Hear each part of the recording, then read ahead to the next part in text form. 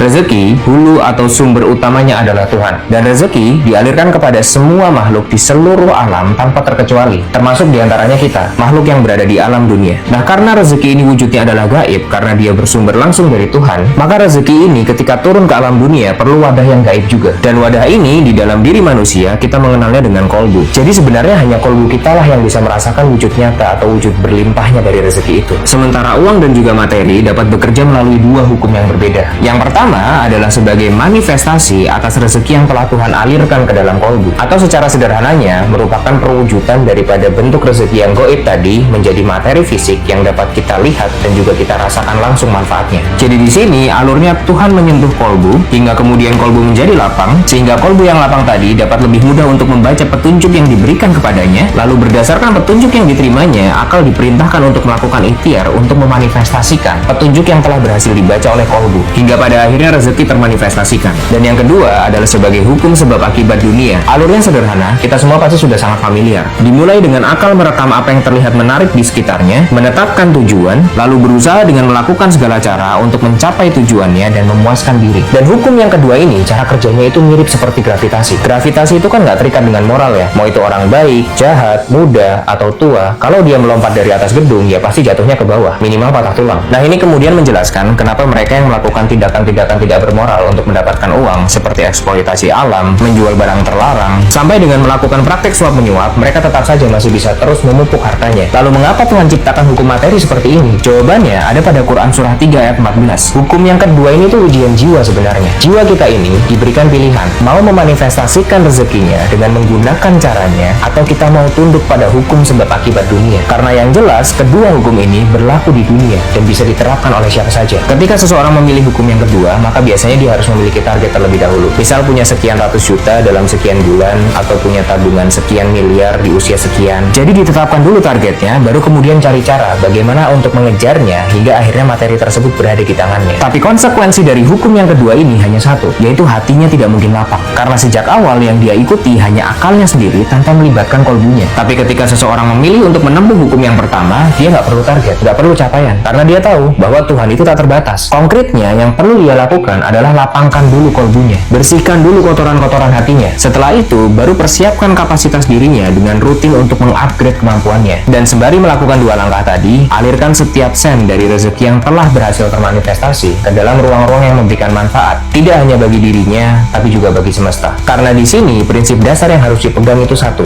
menjadi kaya itu wajib, tapi tidak dengan terlihat kaya, apalagi sampai dengan sengaja menampakkan kekayaan.